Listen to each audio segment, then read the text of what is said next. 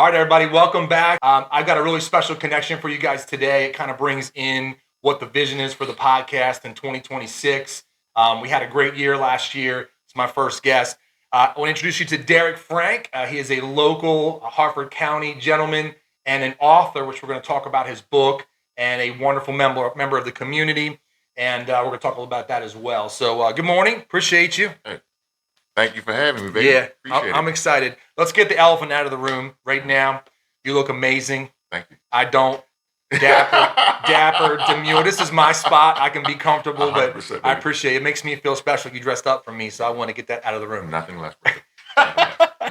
All right, man. So you got a really cool story, but let's get into who you are for the people that might not know you.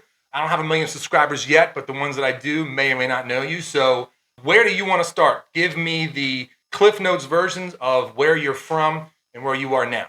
I like to consider myself a Harford County guy, right? Okay. My story is a story that starts off in Baltimore and segues through Essex, but ultimately I grew up and graduated high school from Harford Tech. Okay. So I consider myself, a Harford County guy. Yeah. Went to Harford Tech. After graduating from Harford Tech. Cobras, right? Yep, Cobras, baby, go Cobras. It's funny. It's funny because when I went to Harford Tech, I graduated in 2002. Okay. Harford Tech didn't have the whole allure that it has now. Yeah. Right? We were considered like misfits back in the day, right? We didn't have great sports programs. We didn't have the educational systems that they have now.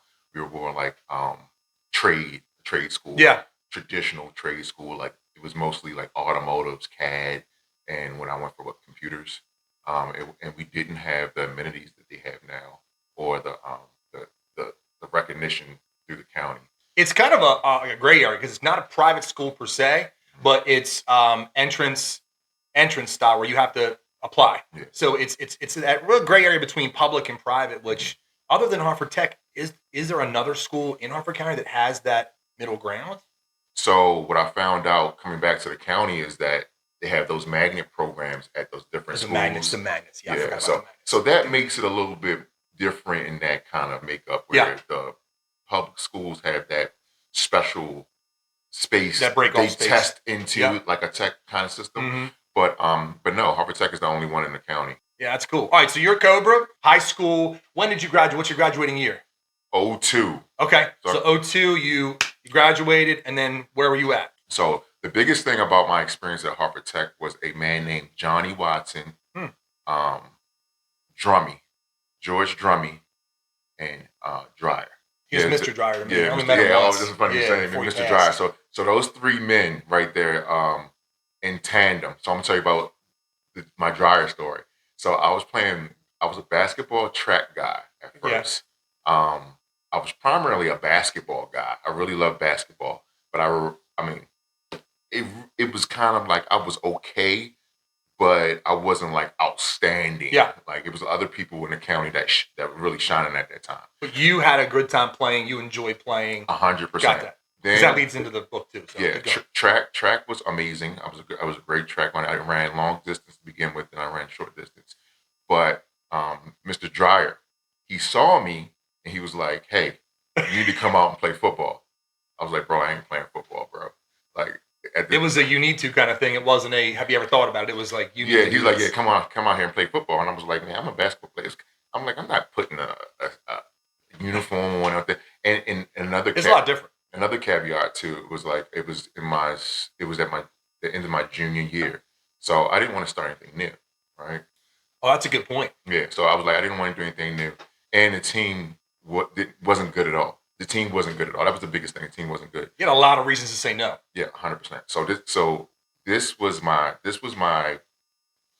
segue into real sports was when I went to Harford Tech. So that's when Dry recruited me.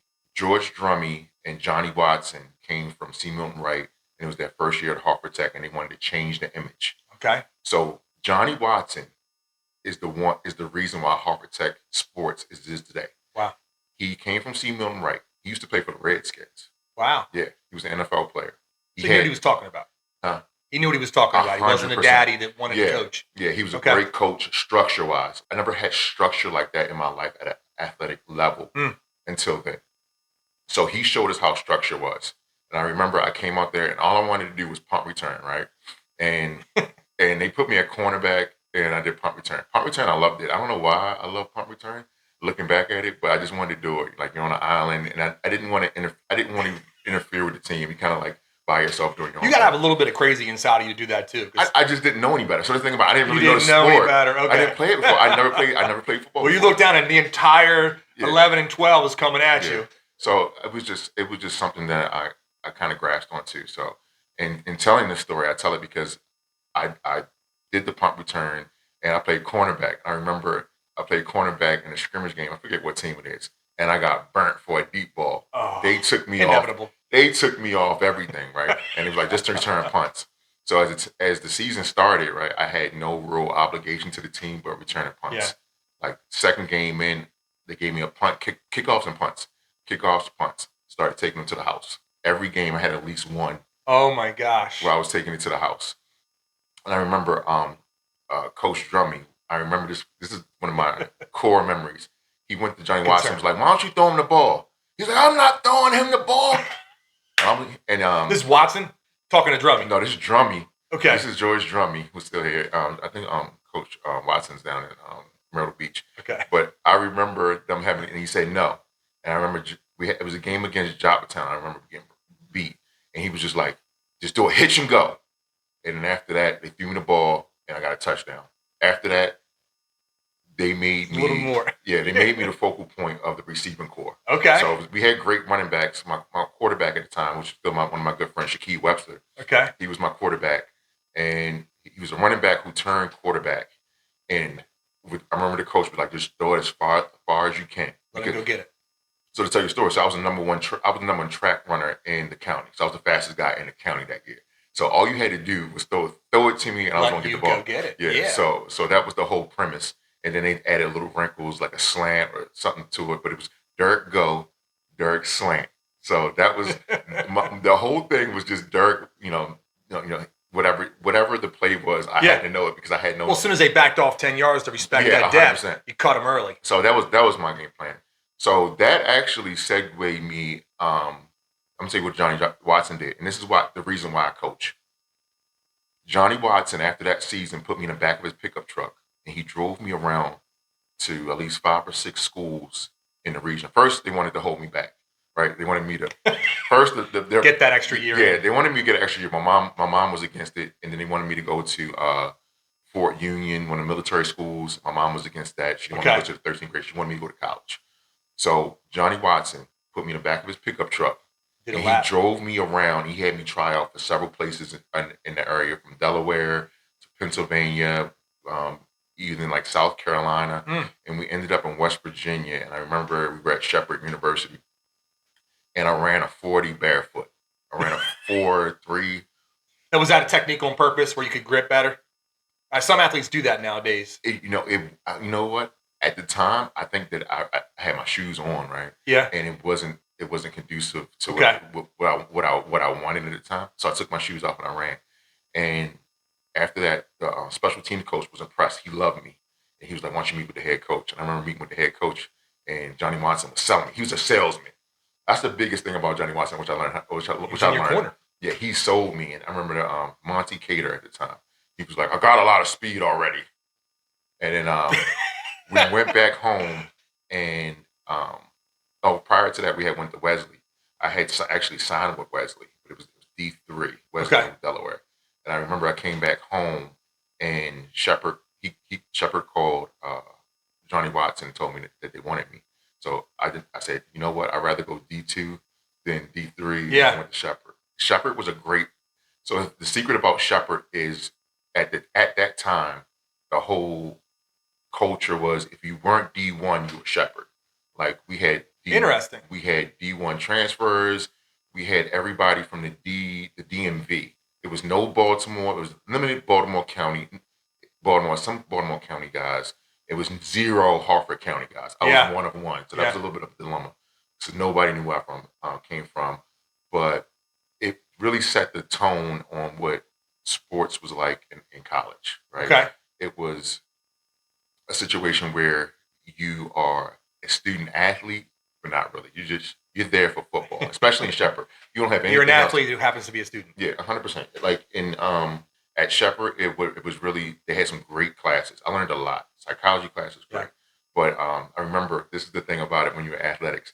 I remember I was like, I want to go to pre-law, right? They were like, well, your scholarship is based upon you going to a certain curriculum in order for us to be successful. That's interesting. Yeah, this is the caveat. Okay. So in order for them to give me my scholarship, I had to find a program that wasn't offered in Maryland. Because if the program wasn't offered in Maryland, Maryland had to give them money for me to go there. Oh, so administratively there was, that's fascinating. I've never heard that in my life. Yeah. That's wild. And this is, 30 years ago, you know what I mean? Yeah.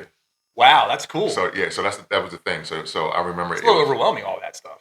Yeah, but it was I think that's how I don't know how it works now, but it's a whole different climate now. But I had to pick that. Yeah, I remember it was Parks and Rec. Yeah, Parks and Tourism. Tourism. What? Yeah. Because Maryland didn't offer. Yes.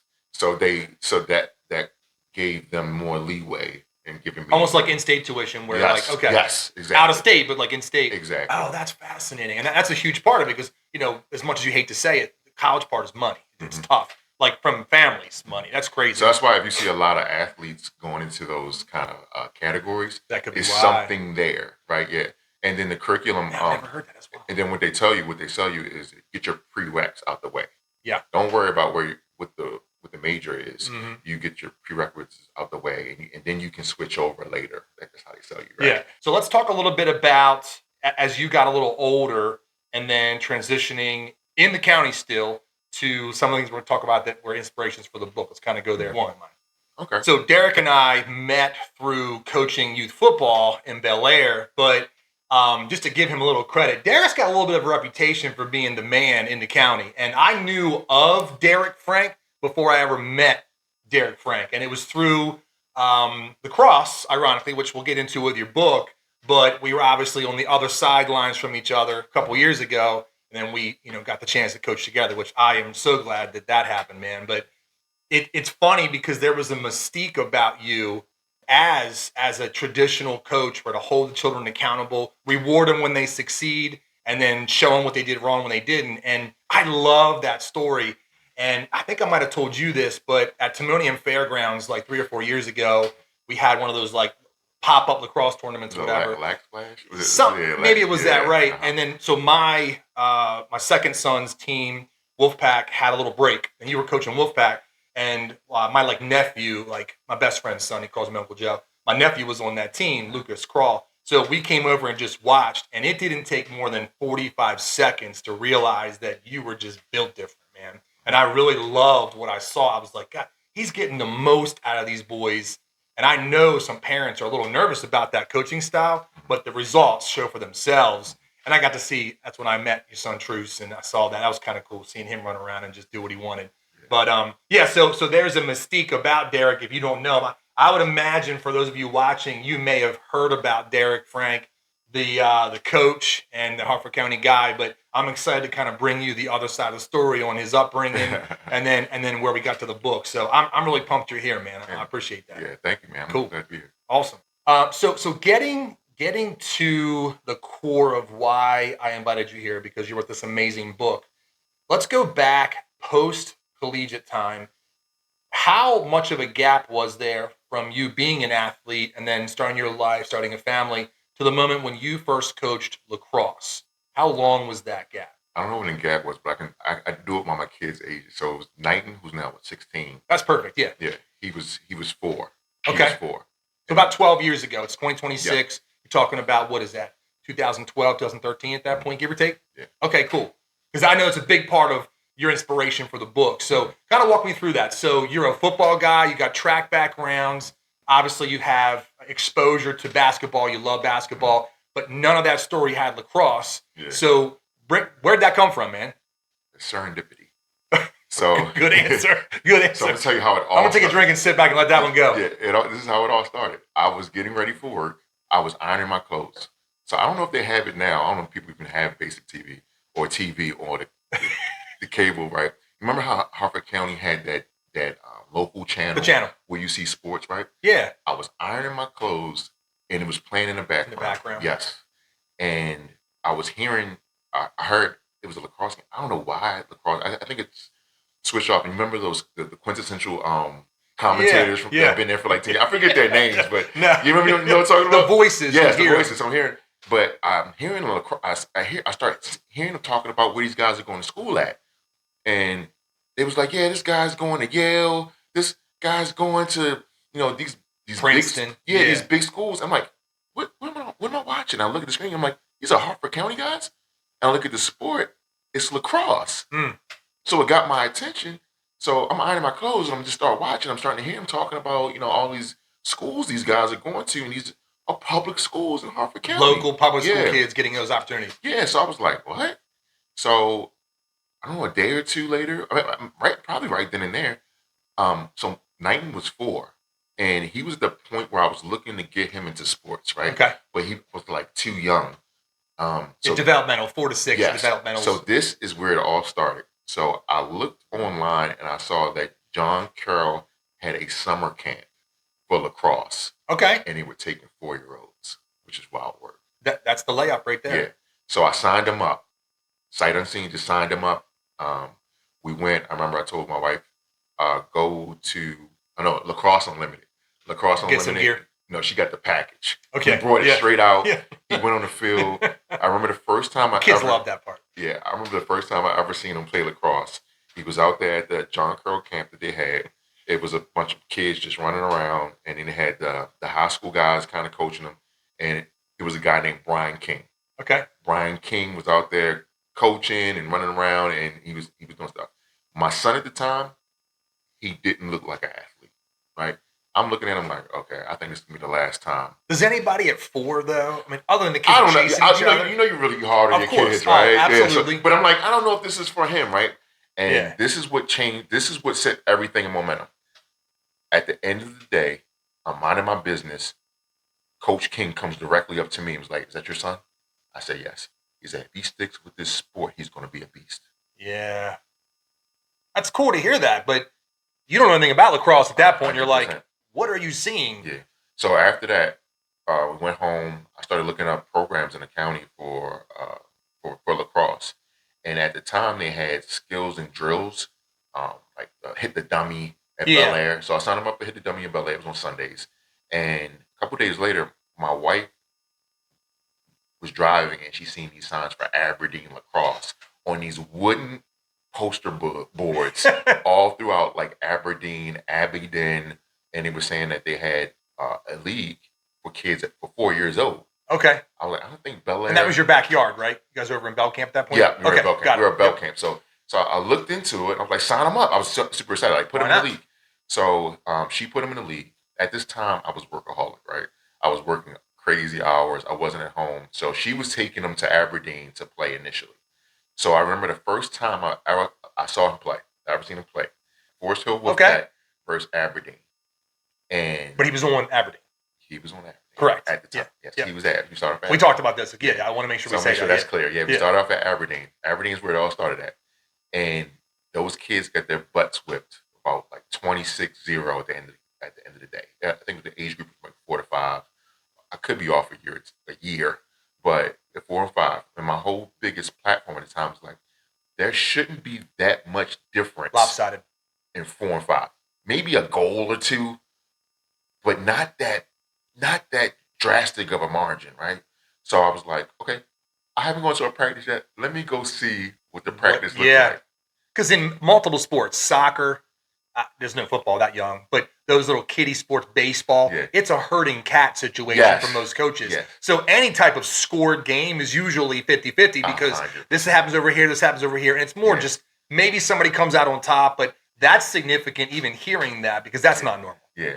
So going down to Aberdeen, I saw what the problem was. So the guy, his name is Chris Allen, great guy.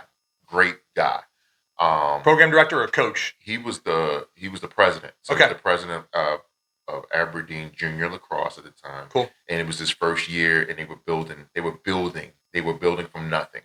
So he was actually coaching several different teams at the same time, and he didn't have any help. That's so tough. Because Aberdeen didn't have a lacrosse culture at the time. So me as a man, my first thing as a man is never judge a man unless you're willing to help. So I told him, I said, "Do you need any help?" That's huge. And he was like, "Yeah, man, come help out." So I was like, "I don't really know a lot about lacrosse, but when I started the camps and the little bit of background that I already had for us scooping and doing stuff in the backyard, I said I can help." And he was like, "Okay, you can help out." By the end of the first day, he was like, "Man, you know what you're doing. This is your team." And I was like, I got so much responsibility to other things right now. Yeah. But I was like, you know what? I can make it work. And I think I recruited like one or two other dads to help me. I said, we got to make this stuff work. So that's what. All right, so hold on. So I cut you off. So clearly, you're not a lacrosse coach at this point, but you became a lacrosse coach. So what do you think he saw at that point? Because you've been coached your whole life. You have an idea what it takes to be a coach. But these are 4, 5, 6-year-olds, right? So there is the herding cat thing. So can you remember in that moment? Do you remember being like, yeah, I did kind of go kind of smooth? Like, do you remember that moment where you're like, why would he want me to do this? Like, could you tell that the boys were responding to your coaching, which doesn't even have you on lacrosse yet at that point? It was discipline, just teaching them what the hell to do, right? Do you remember that moment? So I know, so if you play sports for any amount of time, it's all about organization, top to bottom, and structure, right? All kids need at a young age organization and structure. If you organize it systematically, where everybody's doing the same drills and the same, and it's all about repetition, keep them busy, and over, repetition, and making it fun. Yeah, like I told you, it's got to be fun. Like I told you a story, like the reason, and another big reason, in which I love about you, is translating the adult concepts of things to children. Yeah, people laugh. It's a real deal. But it's a real thing a lot of people can't do. Mm-hmm. So what I would do is I would make it a game. So we would look like egg hunt. Like we would look for the egg, have them drop in the bucket, make it fun, and make it something they can repeat over and over and over. The ground balls. Yes, the ground balls. Oh my gosh, yeah. So that's the kind of concept that I started off with, because when I had my own son, I had him doing drills at home, so I could give a product out there. I didn't want to just put them out there. He was a little guinea pig. Yeah. So the stuff that I was doing at night, and I just made it on a larger scale for the kids. That's great. And he liked it. And then I was like, well, now I'm tasked to do that. So now I remember the first thing I did was go on Amazon. I got Carl Runk's lacrosse book. I went to YouTube. I looked at everything that was lacrosse related and just the basics, right? Yeah. So that's what I did at first initially. Educating on like the little stuff. Yeah, little stuff. And this stuff that at that age, all I have to do is just locate the ball and get to it, right? And then you find out once you start looking at the game of lacrosse, you start seeing how interconnected it is to other sports like basketball. Yep. The defense. Oh yeah. Yeah. So you think about boxing out, moving your hips. Yep. Like body on body positioning. 100%. Yeah. So that was the biggest thing for me. It was like, I'm like, this is. So it clicked. Yeah. So once you started breaking it down and seeing what it really was, I'm like, this is nothing but basketball on the grass. Oh, that's cool. Yeah. So you brought that. I was looking for that moment where I'm like, why did you think you could do that other than just confidence as a man and your son's there? And at age 4, daddy ball isn't a thing yet. So it's all good. I'm gonna tell you the real reason. The ultimate reason is because I don't like to see kids let down. Yeah.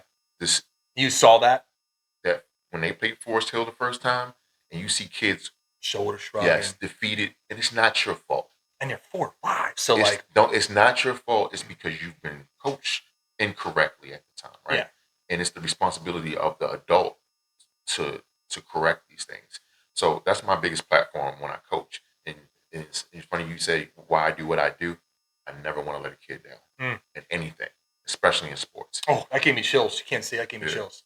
There's not enough men in the world that think like that off the bat, but the ones that do end up having a responsibility too, because once you realize you have the power to positively affect these young men, then it becomes a responsibility to be the person they need, not who you want to be. That's so awesome, man. Okay, so 12, 13, that journey kind of started with Knighton, and then you have a younger son too, obviously, True. So bring me forward a little bit. So what's the next step? So you got a taste of that. You started seeing skill development, 4 and 5-year-old, what they call them, Tigers at that point or whatever. So did you stay at Aberdeen? Did you do another program? So the story is long, but I'm going to make it very easy for you right now. So after coaching Aberdeen, so once I started coaching, we didn't lose again. Okay. We never lost. Wow. So did you play Forest Hill again? Yes. So Bel Air, Forest top Hill. of the Giant. Yeah. And it's funny. We we actually played. So Brian King's a personal friend of mine now. And I remember that game. His son played on Bel Air's team. And I remember Jameson, matter of fact, we're great friends now. It's funny. Everything is full circle now because we become friends over the years and got to know each other. Well, it should be. But it's crazy. Community, right? Yes, 100% community. Yeah. That's what this whole book is about.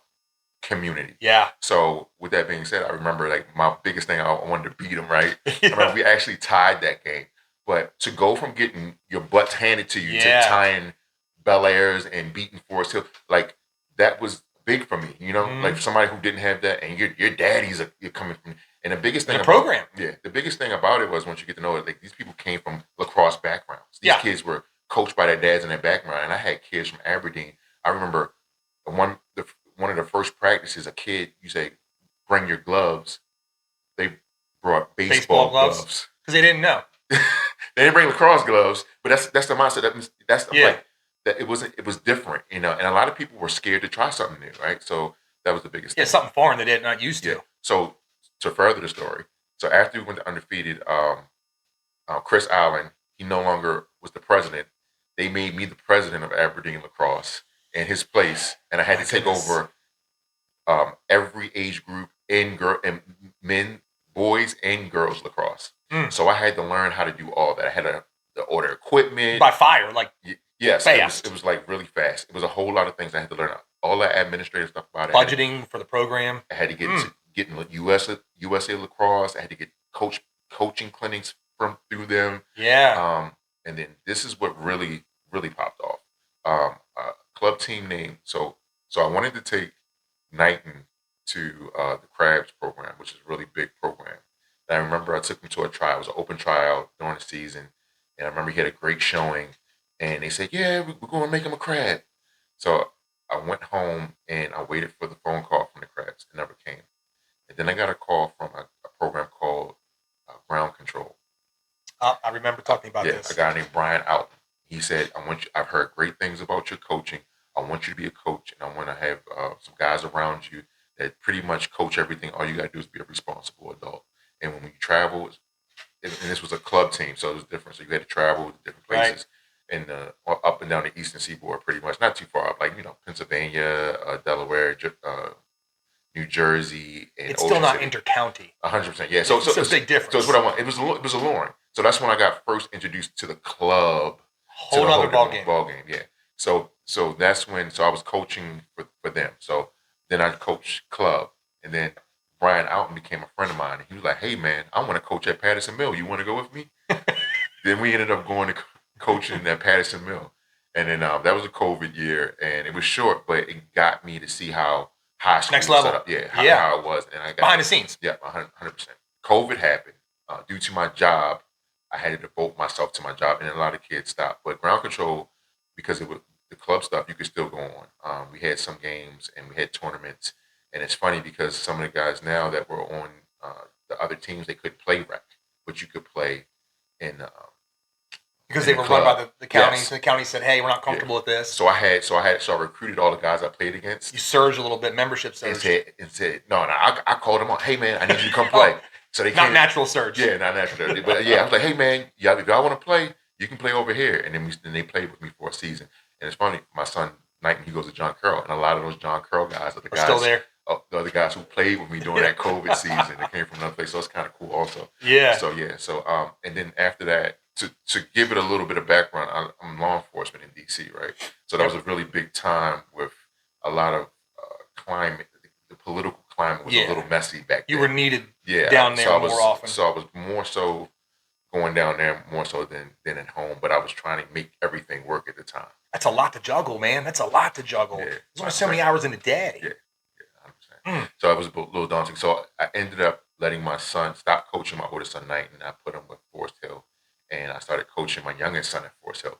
So this is where you met me. So I started coaching with the Pee-wees when it was on Pee-wees. That's the 4 to 6 or 6 to 7 kind of age, right? So I coached for like 2-3 years. Yeah, okay. 100%. Yeah, 2-3 years. And that's the best age group, Pee-wees. Yeah. It's just fun. It's just fun. Just sponges. It's no drama. It's just a bunch of running around. You're just having fun, you know. The crazy lacrosse moms haven't realized their kid actually can catch yet. Yeah. None of that dynamic is entered. Everybody's doing this. Yes. I'm so proud of my son. He did a great job. You won a couple, whatever. Yeah. Oh, no pressure. No pressure. At any point, this might be a hard question to answer for you, Derrick. At any point, looking back now, did you realize there's a special story being created at this point? Because your journey's not normal. And when I say abnormal, it's obviously no negative, but it's not my journey. And I've been coaching multiple sports since my kids were in it: baseball, basketball. I never even played basketball. I did. I got cut. But all these things. So I never saw that top level. But you got thrusted or thrown or accepted or brought or whatever into that higher thing early. So managing a full program is not a normal story for a dad who wants to give their children an athletic experience. Did you ever realize how special your story was before something got inside of you to start putting thoughts on paper? No. It's funny. I never thought about it till just now. That's profound, man. Yeah, you're the first person to bring it. So my thing is about helping. My thing is about community. Yeah, I'm noticing a theme here. So whatever I need to do to make things right in the community, fix things, maybe it's some inner trauma that I'm trying to fix. There's something in there. You got to get it out. Like my thing is pay it forward. Yeah, when you see people struggling and you see things that you can fix, I think as a community we need to address these things, and that's just how I am. Now, I want to ask you something about like your childhood, and you don't need to go too deep into it, but were there things in there that caused you to make decisions for your children from your experience growing up that you wanted to kind of shift and alter for your children? Is there anything in your background that made you want to follow the same path or completely change directions? 100%. Okay, so those things were in there, kind of sitting inside of you, and then it caused you to look at the situation as a father and make certain decisions. Yeah. Cool. Yeah, I was going to ask you that if those experiences for you growing up existed. I'm gonna be honest with you. Like I grew up with a single mother in Baltimore City. I wasn't allowed to play sports because of where we were at. I had to stay inside. Wasn't safe. It wasn't safe. And when it was safe, my mom didn't have a athletic background, and I was limited to what I could do. And my mom is a great mom. She prepared me more academically, which is more so on the book side than she didn't believe in athletics, right? And I had childhood asthma too on top of that. So she was very, oh my gosh, she was very protective. Well, she had to be, right? Yeah, she was very protective of me. So with that being said, I wanted my kids to be free. I didn't want them to have any restrictions like I did. So that's why we live in Harford County, because it's free. There's no restrictions. It was a decision, a conscious decision to get in that environment. 100%. Yeah. And I know what's coming when we talk about the book, and we're right about to be there. But I'm glad you felt comfortable bringing that up, because that relationship between Dillon and his mother is a important part of the beginning of that story. So I'm glad you felt comfortable kind of bringing that up. Obviously, the father too. That's important, but that's great, man. So.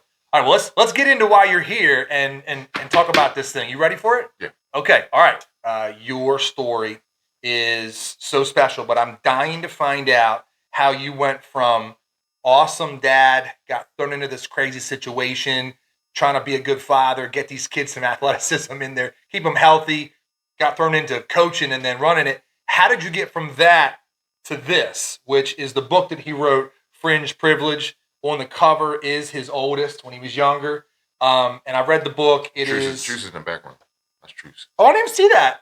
Yeah. Oh, I was so focused on this. Yeah, both my boys. Oh, that's awesome. So I'll show the camera that. You can see it. So I want to see like 180 some pages. The flow was great. I read it in 2 sessions. I'm a fast reader, but I read it in 2 sit downs. So you gotta get me from point A to point B, because in this awesome story we've had, I still don't know, like, how in the world did you say in that moment, I need to write this down, and there might be a book here? Like, where did that happen? So I'm gonna tell you the secret about the book, right? And you're the first person that's gonna hear this. This is an exclusive. This is an exclusive.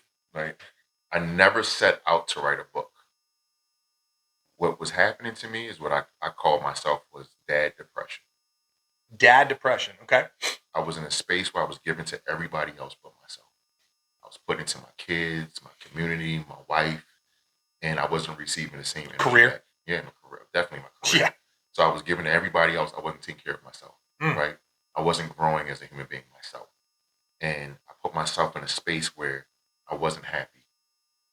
So in this space, I started reading the Bible. I started listening to motivational speakers from, you name it. Les Miles, uh, Wayne Dyer, Napoleon Hill. I started getting inspiration from listening to these people and reading the Bible at the same time. And the biggest thing they told me, the biggest narrative was, in order for me to make everything else around me better, I have to become better. Right. So then Put the oxygen mask on first, 100%. and then you can help somebody So else. I looked at my life and I wasn't happy about what I was doing to the things I would bring into myself. Right. I was putting into everybody else. I was drained. And a little bit of time that I was doing, I was watching indiscriminate TV and cracking a beer when I had a little bit of free time. And I wasn't happy, or I didn't think my purpose was fulfilled. Okay. And, we talked about all that stuff, but this book isn't a book that was written in a couple months. It was years. So. As in, wrote a couple pages down here, a couple pages there, or just the evolution of your idea? So the thing about this, life wrote this book. It's funny because I prayed to God and I was like, what's my purpose? I'm not good with my hands. I'm not good. I don't know what my purpose is. And then I had to start unpeeling who I was as a person, right? So I started thinking about, I played football, but I didn't really like it, right? Yeah. People told me I was a good athlete. What resonated with me? What made me happy? I had to peel back to little boy, to the little boy I was. And I remember I said, I used to love reading and writing, but reading and writing don't get you on TV. Reading and writing don't get you seen, right? Running the ball, playing basketball, running rock. Everybody cheers for that. But who cheers for the guy sitting there writing or thinking? No, nobody. So I was like, that's who I really, that is me. And I remember when it was me, I remember I was in Baltimore City. I went to Rosemont Elementary School. My mom had a parent-teacher conference, Mrs. Gomez. I never forget this. And she told her that I wasn't on the average level of reading and writing. My You're mom, above it or below it? I was below it. Okay. Oh, in okay. Baltimore City, Okay. right? This is the thing. Sometimes we ask a fish to climb a tree, right? This is that moment. My mom took me home and she made me read little golden books. With the gold binding. Remember them? Yeah. I don't know if they sell them anymore. Yeah, well, I mean, I don't know if they're selling, but it's still That's around. the hardest read. I probably couldn't read that as an adult. I remember bawling out, crying, man. But my mom stood there. She made sure that I read those books. Oh, go mom. And That's then from awesome. that moment, I loved reading and writing. And sometimes, I don't know, at that time, I really can't remember. I'm so small. But I remember those goals. I remember her challenging me to write well. It imprinted on you. To read well. Yeah, 100%. So that's what she focused on. And I remember I used to write, we used to do book reports at the end of the week.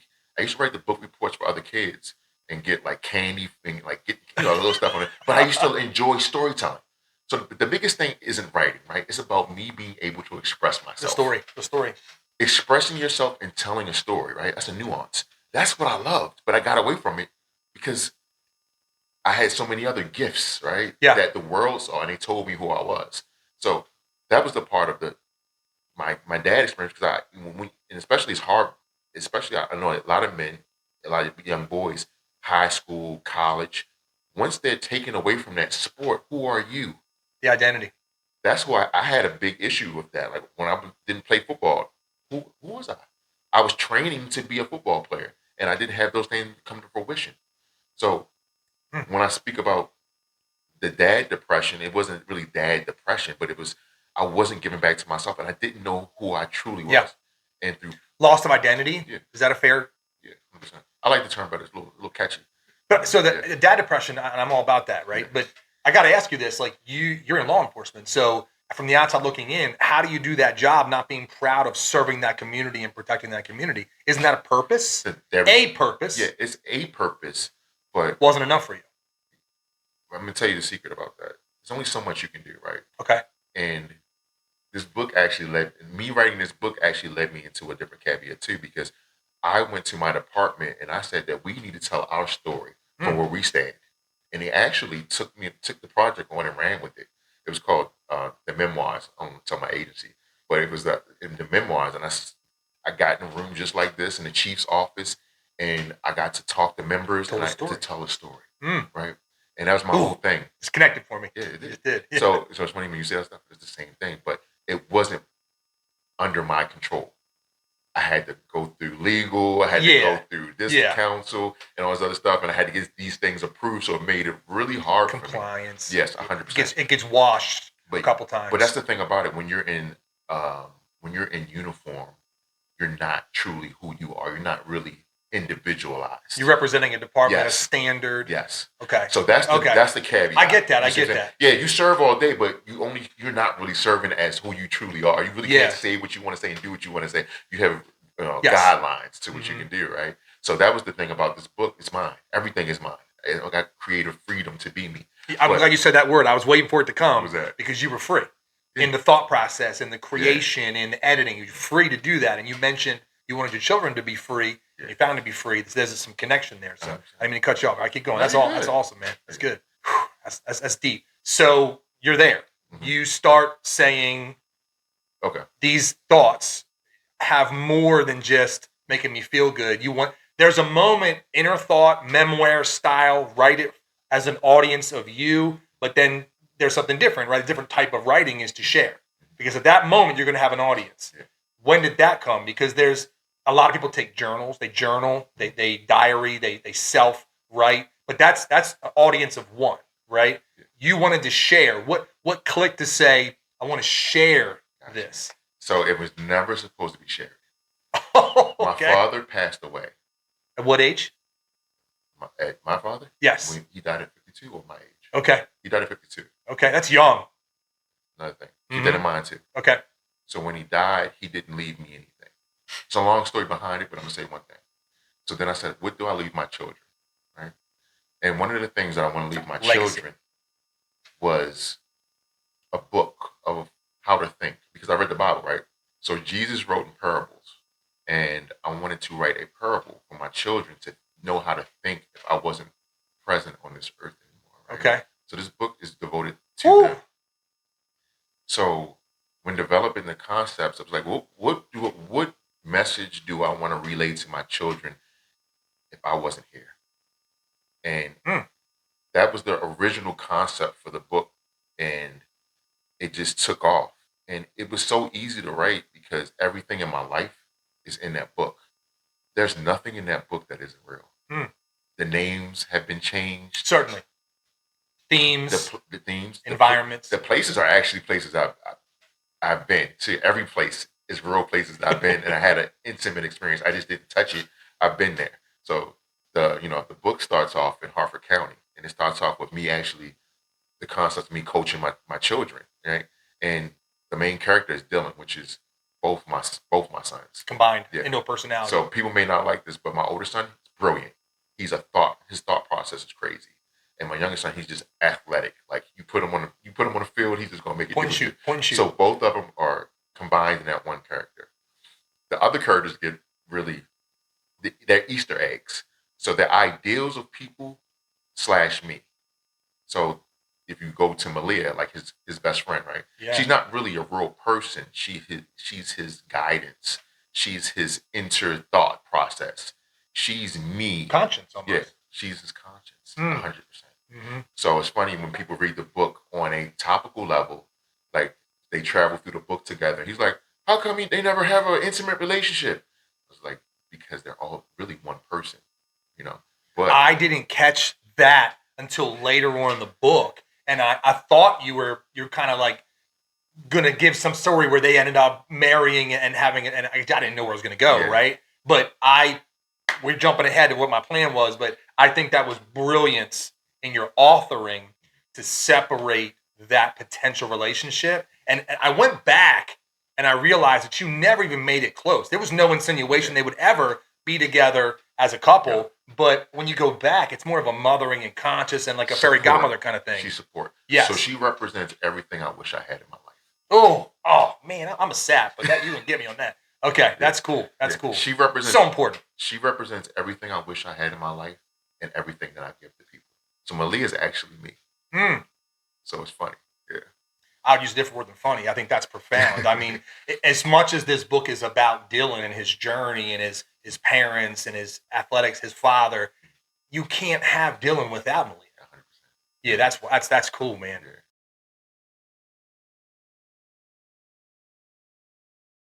That's cool. And like her grandma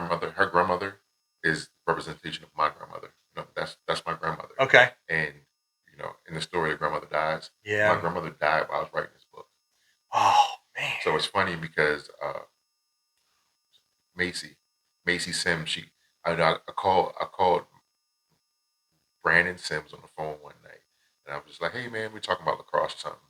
He's like, "My wife is reading your book and she's crying right now about the grandmother dying in the book, and this book is actually my therapy." So Oh, I can see that. I yeah, can see so that it's really therapy for me. So for her to cry, for her to get that emotion, that was real emotion for me right there. Mm. When I wrote about that, that was really in real time. Mm. So people don't really understand that. Like the father who passes away in this book, my dad died when I wrote this book. Mm. So I don't want to tear up about it, but it was funny because I remember I was going to the editing phase at the end, and I was like, I don't want to touch this book. I don't want to go back to that version of it because that was my therapy. I did not, and this book was not supposed to see the light of day. The only reason the book came to light of day is because of an argument with my wife and my oldest son. I remember in the same kind of situation, Knighton looked at me and he said, "You want me to play lacrosse, not me." And then it all hit me in one moment. It's like, I'm putting everything on everybody else. You do the work, Derrick. You got this book. You make it into a product that you believe in. You put your heart and soul into it, and you make it a project, and you push it out. You can't tell them the people how they're going to feel about life. No, yeah, uncontrollable. I was mad. I was mad initially. I'm not going to lie. I'm a human being. I'm a guy who invested in you, and you telling me that you don't want to do it anymore. So I said, you know what? I'm going to invest in myself. I'm going to invest in this book. And I'm going to show you how to do it. I'm going to believe in it. I didn't know how to write a book. I went back to my first journey was at Library of Congress. Had seminars. I went back to seminars. I went back to Harford Community College. I went to writing groups. I paid editors that lived in Seattle. Like I put a lot of money and manpower into making myself into an author. It just didn't come naturally. I mean, the storytelling, yeah, but to write a real book in today's society that you can sell, you got to make it a real product.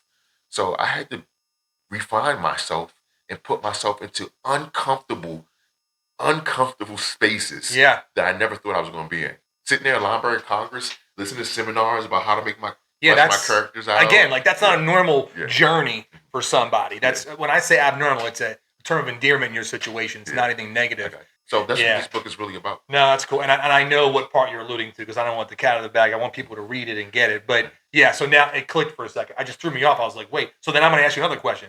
Has Knighton read the book? I don't think anybody in my house has read the book. Really? No. Now, there could be some fear as a son being like, oh my gosh, if I read it, then I got to tell my dad about it. But if I stay away from it. I'm going to tell you the truth. I mean, he's 16 years old. He was reading books, right? I understand that completely. So the book really is a movie. It's really a movie.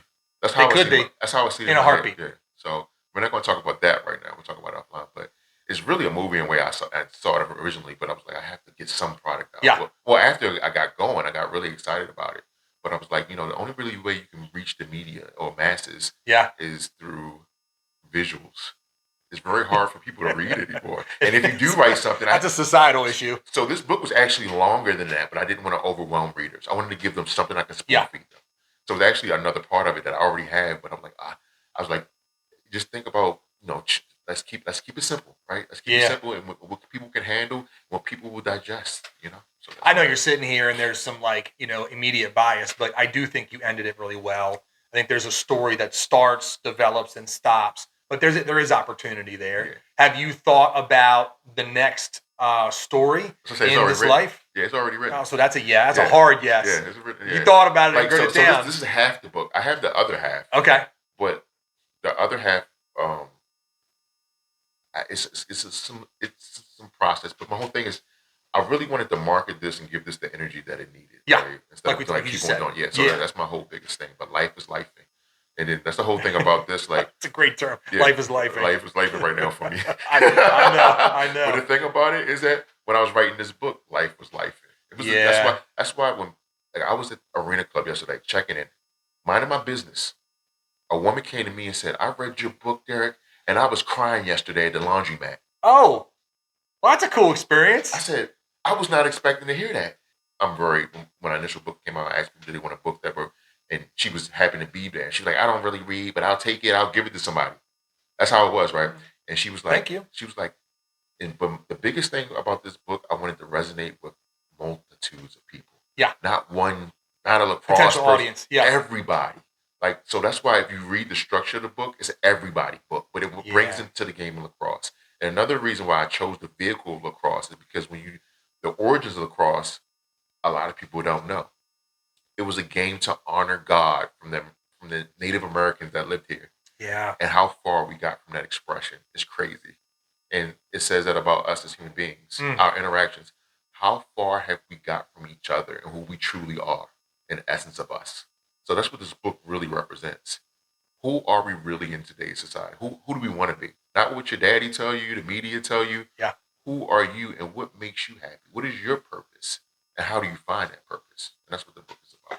And I think, I don't think it's a stretch here either to think about how young boys need some sort of this style conversation. And I'm using conversation to really open it up because everybody's family is different, upbringing, your environment, where you live is different. But the conversation about knowing who you are, developing your identity, what you do when you have that moment of, man, who am I, right? Or, we both have kids in high school, so I'm starting to realize that like those days are numbered. The high school sports are numbered, and I don't know that my kids are going to have collegiate athletics other than intramurals. Maybe not even college. One of them's going to be a trade, right? So those moments are numbered, right? But like, what if their identity right now, and my children have been successful in their respective sports, it drops, right? When you finish high school, like, well, now what? Every season from that sport when they were a baby or 4 or 5, they've been doing that thing, lacrosse, baseball, football, whatever, golf, but now it changes. And I think having this conversation with young boys, young men, obviously, is really needed. And I don't know of too many conduits where adult men can reach these boys. And it doesn't need to be super deep, although I'm sure it would happen if that door opened up, where young boys are like, oh man, like, what is this? I mean, every kid in high school goes through that journey of identity, but I think in today's world, it's so much more important because too often it comes from this thing, and the identity can't come from your cell phone. 100%.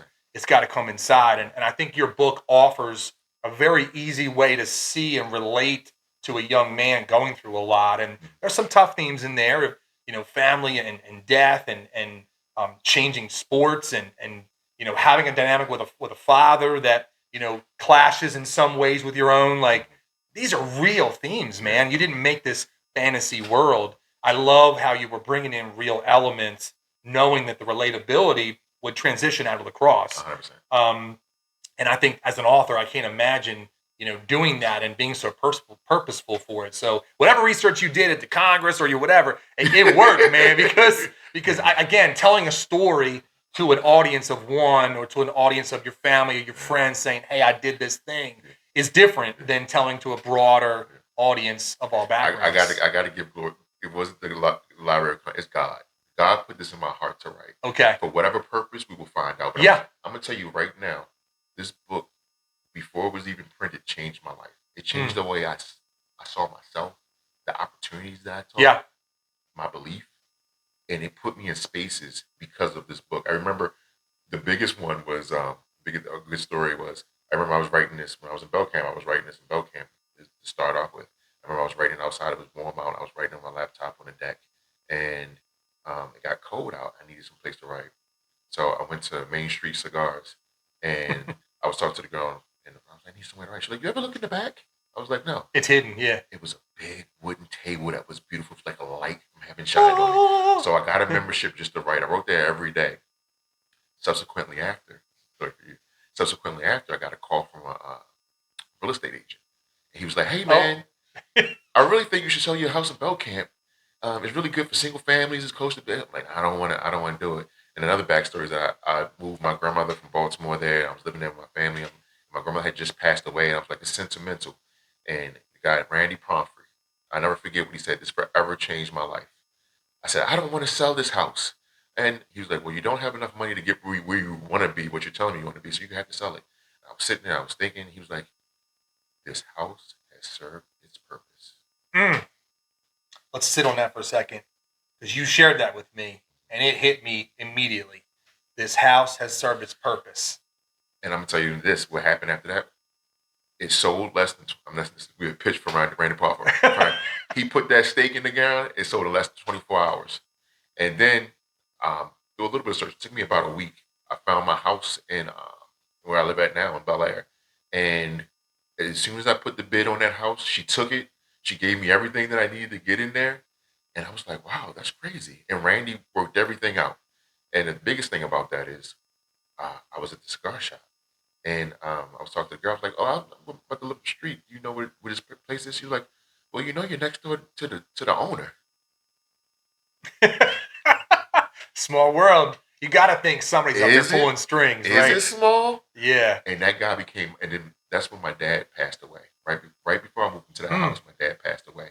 And I remember giving my speech at his, and I was like, I always wished that me and my dad had a better relationship. And that man, I'm going to say his name, Elliot Kleinman, he became one of the strongest supporters of my family at that time. And it was something that I wish I had from my father. And it was funny because if I didn't read, had to go up there to get that, you know, to get that table and meet and have these relationships. And I still have a strong relationship with him now and his family. And, you know, everybody is who they are and stuff. But it's not, I don't judge anybody for their journey. It's about how you treat me. So, but I can tell you a million things about this book and everything that came out of before it was even published. So I'm waiting forward to see the end result because I believe that it's supposed to do something bigger, not for me. Yeah. For somebody else. That's what I was about. Well, I was going to ask if you want to go down that road a little bit. Like, let's talk about, like, not the specifics of the book and the characters and so forth, but let's talk about, you know, what you hope and what you would like it to be out there in the atmosphere. Let's kind of go down that road a little bit. So you finish your first draft, and I'm not going to use the right words that you might use as an author in your industry, but you finish this product. You got to get it edited and published. Anything in that experience you want to share about, you know, finalizing a set of pages into a publishing product? Well, I'm going to say it's when you come from a space where you're not in the world of writing, right? Like me, I have no idea. Formally, right? So I just want to say one thing is that it takes an eye. So I had a chance encounter with a Paramount director. Was it chance? There we go. Okay. So I was like, hey, I know you're busy, and can you read this, you know, this book? I don't know what I have. Can you tell me where to go with it? I just want a little bit of insight. You know, he was telling me, well, you know, it's $1,700 for me to even look at a script, and he was coming with that kind of energy, right? So I was like, I get it. But if you have time, so I slipped to him and said, you got time? Like, send it to me. And I actually sent him the wrong version. I sent him like an older version. It was all red line and everything. And he was like, what is this? And I sent him the right version. And then like a week later, he was like, come here, let me talk to you. He's like, this is very good. You know what I'm gonna do is I'm gonna give you to my editor. So that man is named Anthony Commodore with Anthony Commodore Productions. You can look him at IMDb, and he, you know, writes for Paramount, BET, you name it. He knows what he's doing. He's legit. So I was getting telling for him to say that to me. I was like, oh my goodness, you know? And then he's seen other scripts that aren't good. Yeah. So then he gave me to Ayana Mu Young, who's my editor on here, and she read it and she was like, oh my goodness, like this is like ready to go. She's like, you usually have to ghostwrite for people. She was like, you know, you need a thing here and there.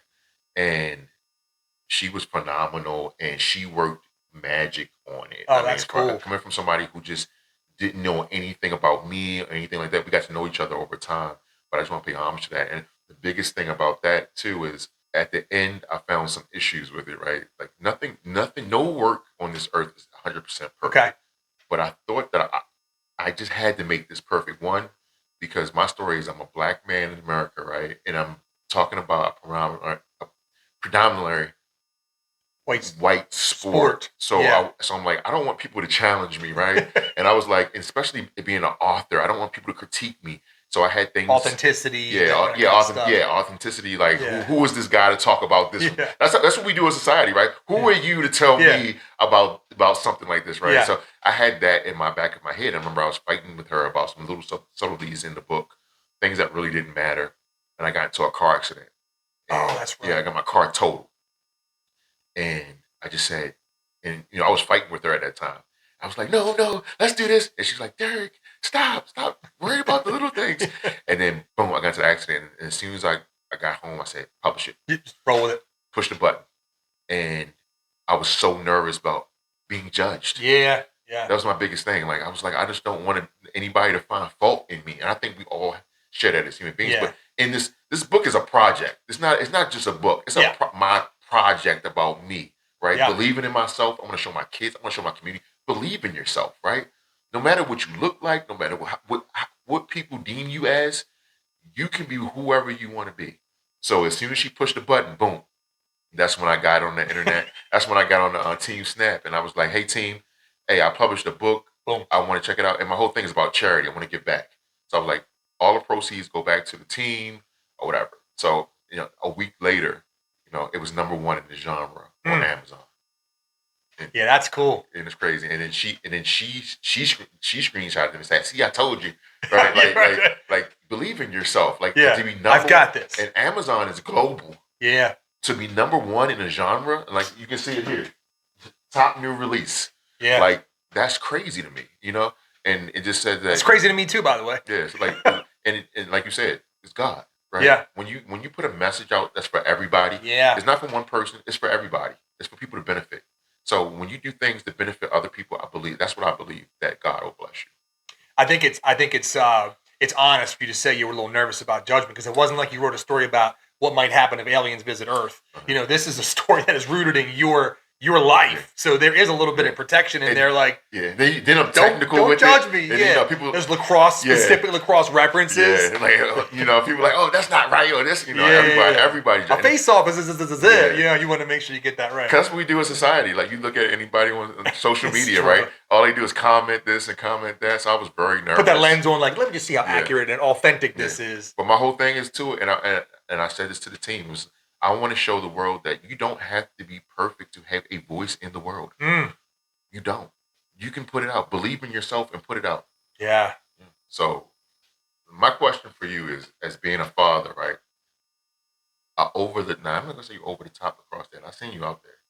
I loved your energy. And your son is amazing. Quiet. I know. And so when you that's my biggest thing as an author. Like, how does it resonate with real lacrosse dads, right? Okay. That's a part of it. What part of the book resonated with you the most? Okay, so I'll give you two answers: the lacrosse concept, and then the audience as a reader, separate from the lacrosse, which is an overtone, but it wasn't the only subject in the book, right? So from the lacrosse perspective, I think it was really, really special. As a high-performing athlete, his standard is different than your average rec player. His expectations of himself, certainly the father's expectations, was a big part of the story. But I liked seeing his response to, do I even want this? And part of the identity thing we talked about. But I've always been good at the sports that I played, but I was never a star athlete.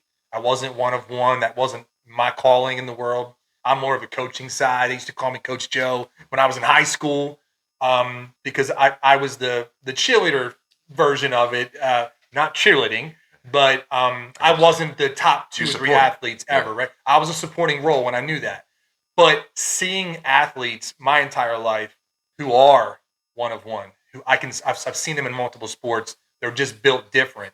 There's a pressure there that exists that I don't think a lot of parents or casual fans of a sport realize, that when you are a young athlete, male or female, and you begin to separate yourself with your skill level, and the same drills that you do, that they do at home, they're sticking for you. You're starting to go faster on a wall. You're going faster. You're switching hands. Everybody's trying to catch with one hand.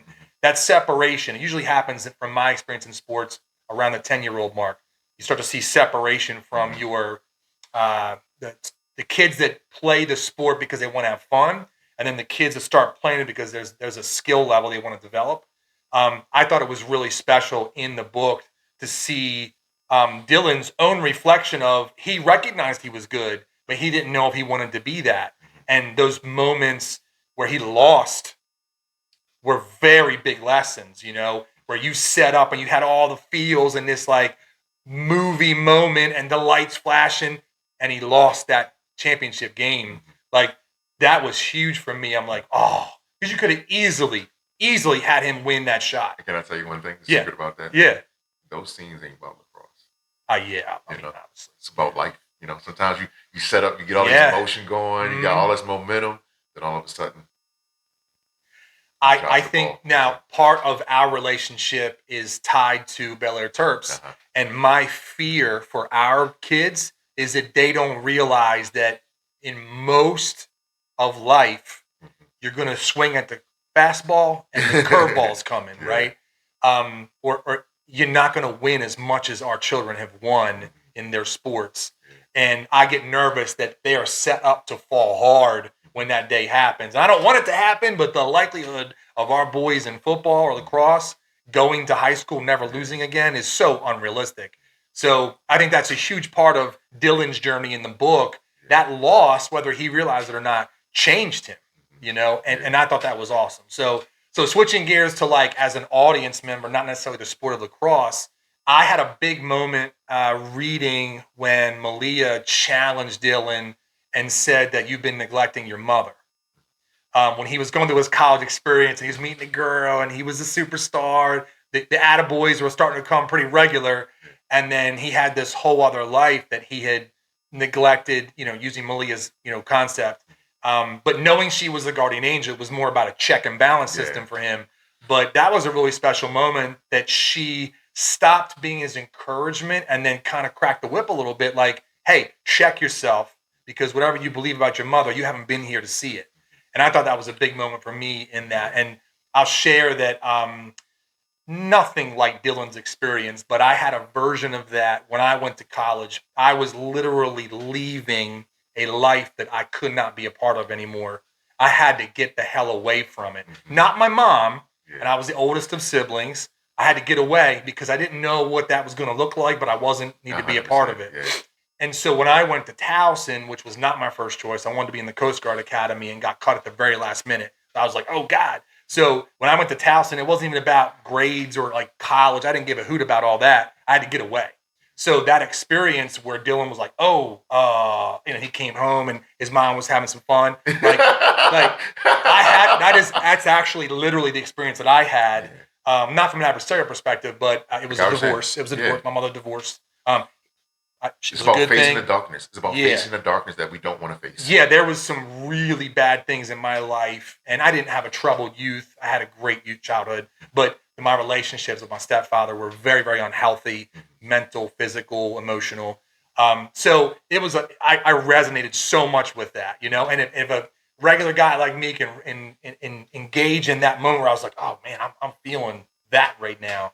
I can't imagine how many people resonate with other parts of that book. And I hope they do, man. Yeah, that's super awesome. That's the whole point of the book, is for it to resonate with a multitude of people, like I said. And for you to say that is profound, because that is exactly what I wanted the reader to feel. So in this book, I want the reader to visit feelings in themselves through these characters. Yeah. You know, and like you took it to a space which was that was profound in itself, when you said that you felt that way when you went back home. And the going back home is the going back to those spaces in our minds that we want to forget about, but we have to address, right? In some form or fashion. Is it therapy, or is it just going back and putting eyes on it? In those times, I think we all have them as human beings, right? But Dillon has to go back there and address it and put boots on the ground back to where he started from. Yeah. And I even get you one further. I had a interaction with my mother who is and will be one of my best friends. Is my mom. I got a great relationship with my mom. I'm mama's boy. But I had a specific interaction that I am not proud of, where it was I don't know, it was post-college or whatever. Around that time, I did the Van Wilder thing. I was at Towson for a while. But there was a moment we had a conversation, and I was very aggressive towards her on the phone. It wasn't in person, which was probably half the problem. You get more emboldened when you're not looking so many eyes. Keyboard warriors. But I had a negative interaction with my mother about me being away. And at that moment, which is what resonated, the specific moment, I could kind of sense that Dillon in the book was angry because he felt like he may have actually abandoned his mother, but he knew he had to. It was not a choice. He had to get out, right? So I had that moment, and it made me recall that conversation that I would not have brought up, because I got an amazing relationship with my mother right now, and as a grandmother, it's amazing.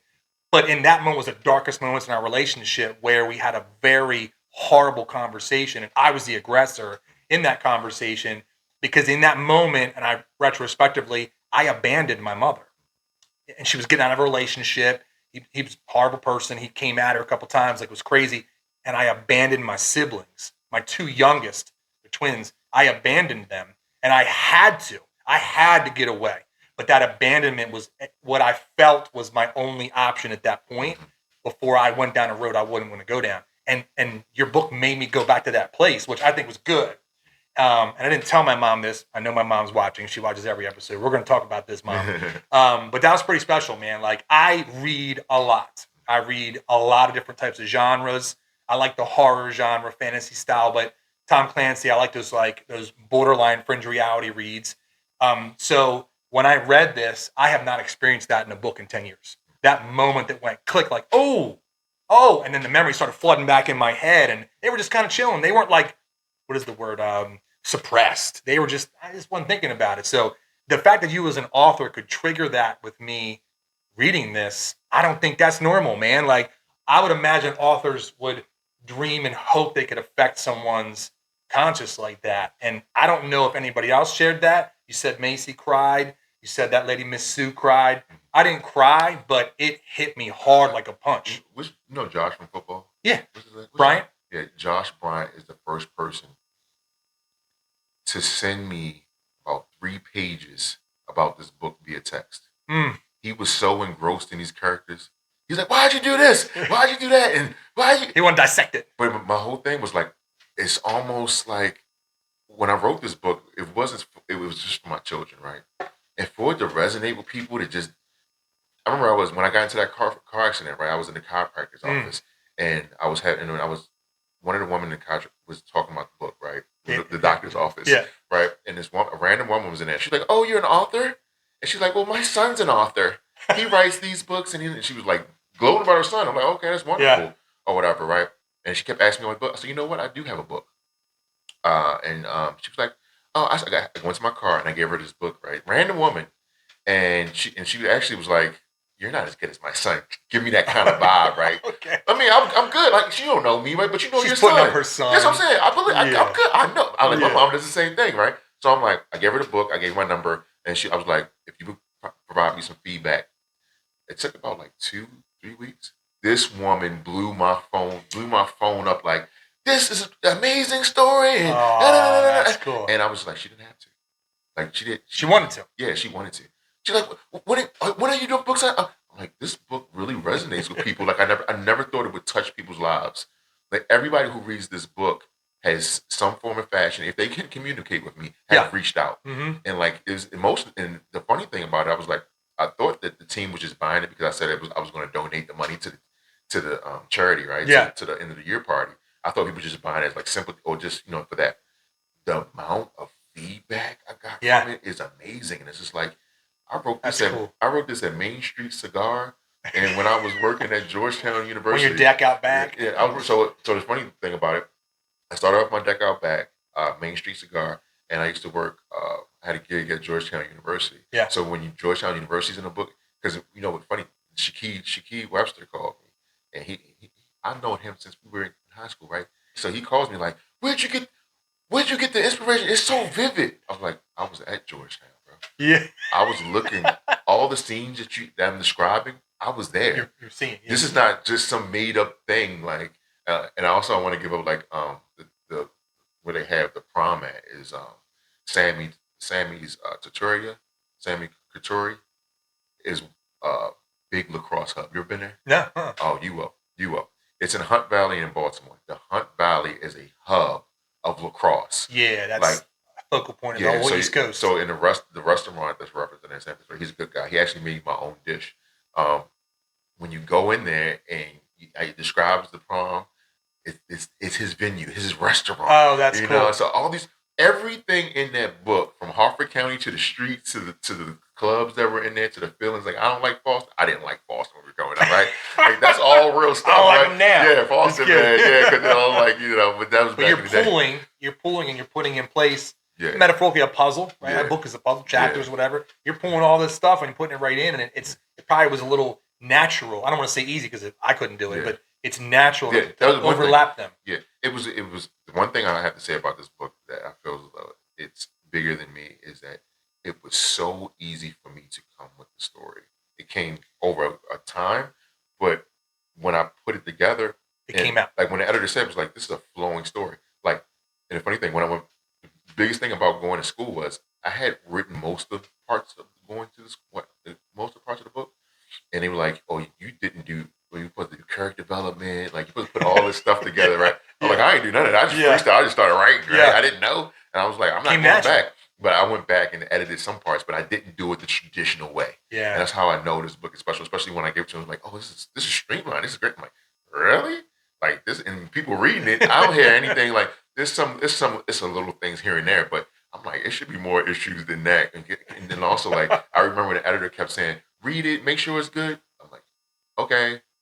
And I couldn't do it because it's my trauma, like my perceived trauma. You can't alter those things you put in because you pulled them and placed them. And a lot of it, like I said, a lot of it is an adaptation of a lot of things in my life that I made lesser. I put it in a children's form, but when I read it, I know where it came from. Like you said, communicating it to another level. Like Rebecca was a real relationship. Right? Yeah, like we talked about that on coffee. It was somebody that I actually knew. Like, you know what I'm saying? Like everybody in there has some kind of meaning for me. Like even the bunny. Yeah, the bunny is a bunny. Right? Well, I cheated because you told me about that when you were talking about coffee. But the thing about it is Easter. Everything has meaning in the book. That's cool. There's nothing that is like haphazardly put in a book just to put in a book. Everything has a meaning in it, like the basement. Yeah. The basement of your mind, right? Yeah. Like when I told you when I was having my dad depression, which still comes up today. Like I tell everybody, the most important part about this book is that we have to be like iPhones, right? What model are they at right now? I don't know. iPhone 17, 18, whatever. 17, right? Is it?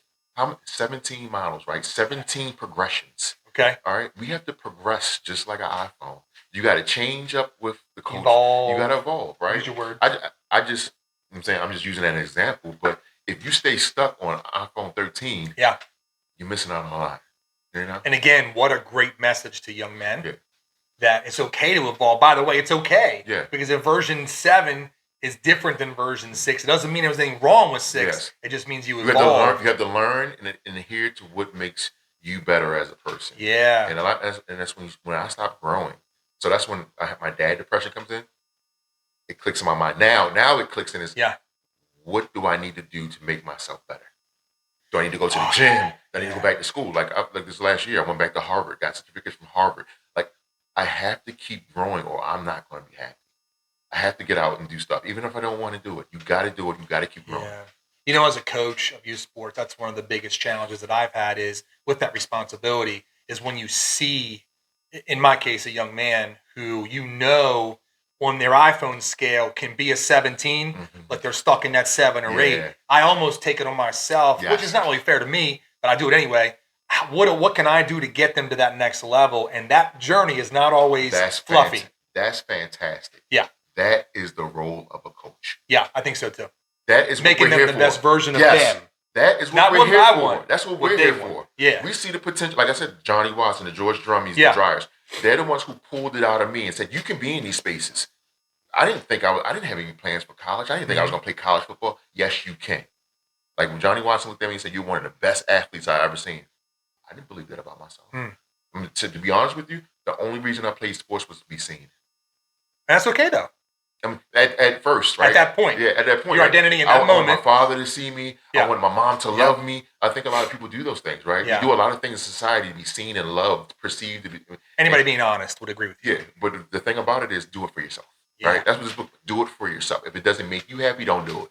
Like I tell my kids now, what's Mel Robbins? Yeah. Let them. You know, I get that, let them. Yeah. Hey, I didn't read that book, but I've heard so much about it. Yeah. You let them and invest in yourself and believe in yourself and do what you want to do on this planet, right? We're not here to make everybody else happy, right? I didn't care if this book flopped or not. I can honestly say at the end of the day that I put everything I had into this book, monetarily, time, heart, tears, everything in this book. So at the end of the day, I'm proud. And it's one of those bucket list things too, as a man, right? Or as a human being, I can say I produced something. I put my attention out in the world and I saw something through to the end. Yeah.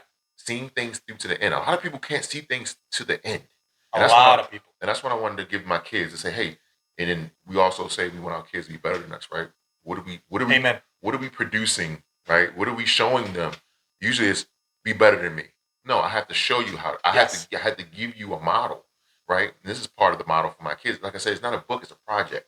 So if your daddy can write a book, you can write a book. Sky's the limit. You can do anything. So that's why I challenge myself as an adult man in my 40s right now.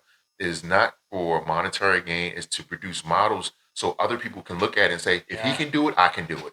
And that's what I told the team. And they said, and I remember the first Eli. Yeah, Eli. Yeah. Eli came with me. He was like, this is the biggest, this is the most profound part. Eli. Coach, I didn't know you were a writer. You don't look like a writer. But it was an honest reaction from the kid. Yeah. And, and I told him. He's 10, but still. That's a big part of this book. You don't have to, nobody knows what you're going to look like. So. Yeah. Like, but it's a kid. Like, I'm not judging his journey, but he's authentic. Mm-hmm. And that's when we do that to ourselves. Like, I go to the gym the other day. Some guy was like, man, where you play football at? Because he judged you. Yes, we do that all the time, right? Positive. Like, I play golf. Like, you know what I'm saying? But It's pickleball. It's just what we do. I mean, it's a natural human reaction to things. But let's change narratives, right? You don't have to. And I lived that life for a long time. Yeah. You know what I'm saying? I prided myself on being a football player. But was I really? Oh, I was just a person that was really, one of my areas of gifting was being able to play football. That's why I tell people all the time, youth athletics, their gifting is in other places, but we just put them on the field. Yeah. Right? Yeah. But we have to explore the areas of gifting. What are you good at? Pattern recognition, right? It's really about, like, especially so like safeties and all that stuff, seeing things like, and then like being able to put patterns and you know where people are, is the rhythms. It's so many different things that can translate to other things in life that can benefit them more, especially in a more mental capacity. I think that's what we need to do as coaches. And that's what I try to do. I try to talk to players, especially emotional capacity.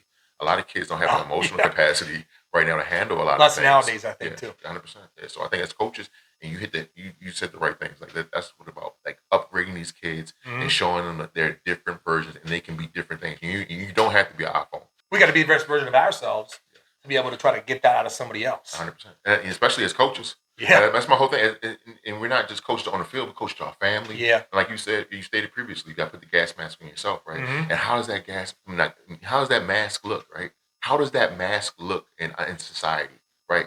When we don't know, we have to figure these things out as men. Like, Joe Webb, you got my heart when I first met you because the way you broke the game down to kids and your passion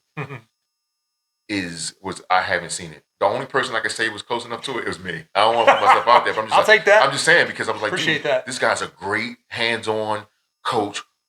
And the biggest thing about it, when your product is, how does it translate to on-field play? When you can see them doing things they never did before, that line never moved like that. Yeah. Those kids never believed in themselves. And we're not even there yet. 100%. We're far from where we can be. And then you gave them so many different things to think about, strategies, techniques. I was like, oh, that's great that he can actually challenge themselves to use it, because a lot of kids, they only want to do one thing. If they do it right, they want to keep doing that same thing, but they can change it up and be uncomfortable. Yep. And that's what I think. This was the book too, being uncomfortable and pivoting into a different segue of yourself. I've heard that phrase before, being comfortable in an uncomfortable situation, like being okay with it. Yeah. That's how you grow, right? No, that's cool. All right, I'm cooking a couple things. I want to throw them at you if you're ready to take them. It might be a little curveballs in that straight ball. What are you hitting right now? Okay, so I ask all of my guests the same question, and I'm going to ask you the same one, but I want to ask you one question before, okay? So put yourself in a room with your mom. It's you and her sitting there having a coffee, whatever, okay? Time stops. She looks over at you, and she tells you something about your book. What is your mom telling you about your own book? What is she saying? I mean, she already had said it. She's proud. Okay. You know? She's proud? Proud. And what I told her was about it was like, if you never challenged me to be a better person, this book would not have been made.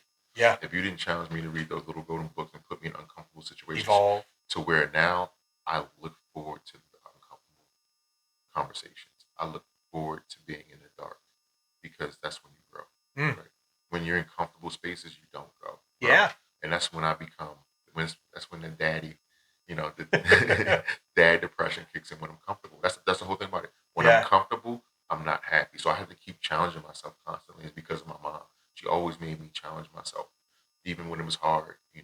And she's the one who put me on the world. And when you're in it, you don't understand it, and you're mad. But then I look back at her, like I remember she used to make me clean the floors with toothbrushes and wash the dishes and stuff like that. I do that. I do that stuff as an adult man.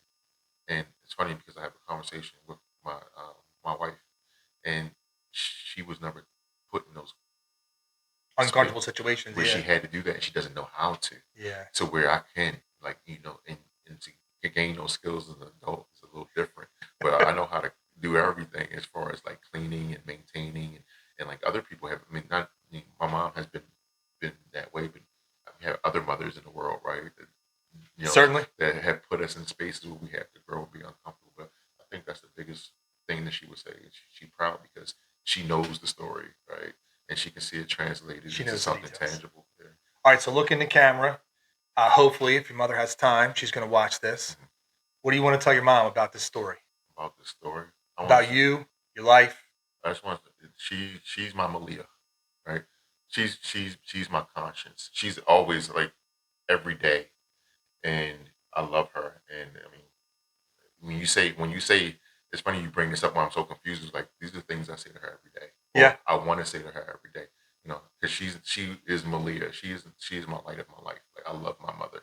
Like it's Sometimes nothing. a different perspective, and when they hear it is different. Yeah, So I'm sure she'll 100%. appreciate. I tell her all the that time. I moment. text her every day. Just Yeah, because I don't know when my last day is. yeah, that's true. I tell her every day.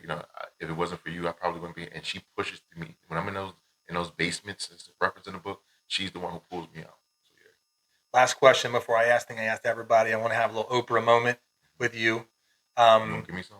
Same question. You get a car. You get a car. Other parent. What do you think your dad would say to you right now if he read the book and you guys were sitting in a room and he read it? What do you think he would say to you about your life, this book, your story, what you put into it, where the stories came from? He'll know some of them. What do you think your dad would say to you? So me and my dad didn't have a really strong relationship, but if I could, if he's always been the one resounding thing that he always said to me was he was always impressed on how I treated my sons. Okay.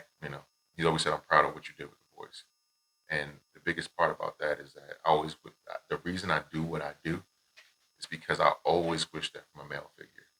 Yeah. Or my mom gave me what she could, and I base my whole existence as a father of giving them the things that I to good and bad, right? Yeah. Two sides of a coin. Is giving them everything that I wish I had. I'm the version of me that I wish I had, right? It's kind of funny because when we make ourselves the version that we wish I had, they don't want it. Isn't that crazy? Isn't that crazy? Yeah. And that's when you gotta. Yeah. That's when you got Mel Robinson and say, "Let them," right? And they'll come back. Yeah, too. they'll come back to it. Yeah. When you're 16, you're not looking at life going, "Dad, thanks for being you, Dad." Yeah. I was just thinking about this the other day. I was just like, I just don't want them to be 30, 40 years old and say you didn't do or you that's weren't powerful. there. Like I had a conversation with Knight a few years ago where he was like, "You're too present," to where I cut back. I never heard that before. He's like, "You're too involved, Dad," because that's the person I wish I'm. Because funny, the parts in Georgetown, I was when I was in Georgetown, I was just like, I wish I had somebody who could support me and make me to be to this. But God has a plan for everything. But sometimes we have these moments where we're like, I could have been so much more if I, what I'm saying, if I would have. But that's that can be motivating or it can be debilitating. So I try to give my kids. That's why, like I said, my son goes to jump. I'll give you every opportunity so you can say you never could experience anything, right? I'm gonna try my hardest to make these things work for you, and if you don't want them, let me know. That's where I'm at now. Yeah, like it's not you play lacrosse because I put whatever you want to do. I fully support you as long as you're happy. Yeah, and if you make a wrong decision, you can never say it was on me, or you make a decision that's unfavorable at the time. It's something that you made. That's the thing about it. You made the decision. Yeah. I never want to say. Never want my kids to say that I put them in a position that they weren't happy.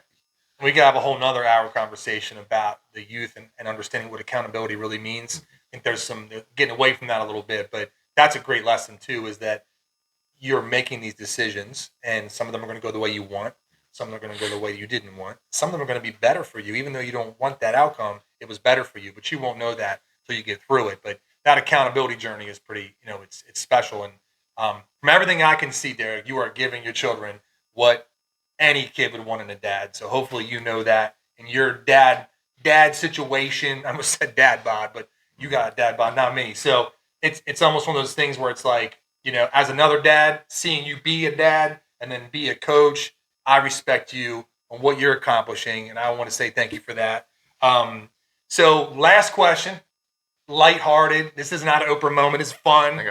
I believe that God does give everybody a superpower, and in our life journey, we may or may not discover what that is. Do you think you've identified your superpower in life yet? And if not, it's all good. We can stop it right there if you haven't. But if you have, what is it? Yeah. I was thinking about this the other day too. It's funny you bring this up. Yeah. That's a good point.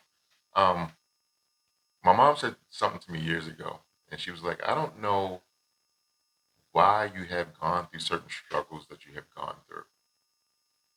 And it was a random moment in time, but it's because it gave me the ability to have empathy because I've been there. And I think that, like you said, a lot of stuff resonated with you. Yeah. Because I've been through these spaces that a lot of people have been through, and I know how to navigate them. And I know how it feels emotionally, but then you also know how to get people out of things, especially in my professional career. It's funny because I've been in the nation's capital for almost 20 years, and I've seen a lot of things. And when I go to certain places and I deal with certain scenes and I deal with certain people, they're like, you're just different. Because I understand. I know how it feels. I know how you feel, and I don't want you to feel that way. We have to come to a result at the end of the day, but I want to make it the best result for everybody involved. You bring the empathy to your job as a law enforcement officer. 100%. I think that's significant. 100%. So I'm a supervisor, right? So I have both the duality of the people that are civilians and the members of the department, right? So with that being said, is I have to show grace and understanding on every level. Yeah. And it's things nuance. It's the things that have happened to me. Not even we just talking about my personal life.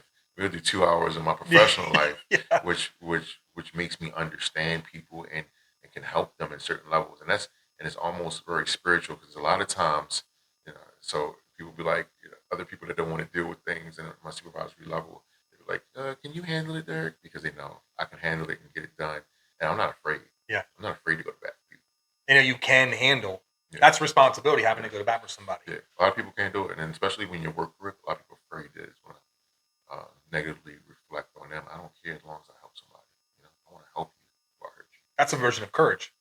Knowing that it could be something and doing it anyway. As long as it's the right thing, as long as it works out for that person, and because ultimately at the end of the day, we all want to be. If I polled 100 people that I knew that knew you, I cannot imagine a majority of them would pick empathy as your superpower. And that's what makes this question so special, because you bring that up. What would you think my superpower is? Oh, you turn the camera back out now, okay? Since you said that 100, if you ask 100 people, it wouldn't be empathy. So what would you say then? So disclaimer in that, my purpose in saying that phrase is that people don't know the true you. They think they know from what they see, but they haven't had a chance to meet the real Derrick Frank, which was my goal in bringing you on today, is to show anybody watching or talking about or sharing this story to know a side of you that they can't know. So I have seen what I believe to be behind the curtains a little bit before we had today with, my limited relationship with you, professionally, and then platonically being buddies. So I would not have said empathy because I haven't seen a lot of that. But as soon as you said that, I immediately said, oh my God, you're right. Right. But what I would have said is your ability to connect with a young person. I do not think that skill set is inherent in every adult. I think most coaches, in reality, if I'm putting 100 coaches on the wall, most of them cannot actually connect with youth. They're coaching for a different reason. But I think that your ability to connect with a young person in an old school way. I think that trad dads need to make a comeback without going into any of what that might bring to the conversation. I think you're a traditional father in the sense that you want to teach something, you want to help them learn it, and when you believe that they learn it, you hold them accountable for it. In other words, I don't think you're ever going to negatively approach a child for a skill set you don't think they've learned. But like myself, if you know they can do it and they don't give 100%, you're going to hold them accountable for that lack of effort. And I think that is a dying art in this world. And I think that you being a part of this environment and bringing that to the table is a superpower. And I wish more coaches had that. I think good coaches will never be great until they can connect with the youth the way you can. Cool, man. Listen, thank you so much for being a part of this journey and this book. Fringed Privilege is available now. If you see the placard behind my guest here, it'll show you how to get a copy of the book. I can't see on that backside. I purchased mine on Amazon. How can we buy the book, Derrick? On Amazon and Barnes and Noble. It's a Fringed Privilege, or you can type my name in, DERICKFRANK book, and it'll pop up. You can just put in a search. It's on several different platforms right now, but that's the biggest two right now. It's like in Europe and all that kind of stuff like that. But that's the easiest one for us to get. Amazon's 2-day shipping is ready to go. So thank you guys for all your support. So I'm going to put the links to the Amazon and Barnes & Noble books in the description of the YouTube video. If you like the episode, hit like, become a subscriber. We can tell more stories about gentlemen like Derrick in our community. Thank you so much for being who you are in the community. I appreciate you taking time out of your schedule. Thanks, and I appreciate your service down in D.C. So I know that's not a tough thing to hear. You've heard it before, but you have a tough job, my friend. So I appreciate you doing what you're doing and serving the community. So thank you very much for tuning in. Everybody that is a part of this podcast, I say now you are connected to the web with 2 B's. It's corny, but I'm going to own it, okay? Thank you for doing that because that's what I need right now. So everybody who's not been connected, if you know somebody that wants to get connected, let me know. I'd love to have them on. Thank you for watching in the World Wide Web of Lending YouTube channel and the Connected to the Web podcast. We'll catch you on the flip side, guys. Thank you.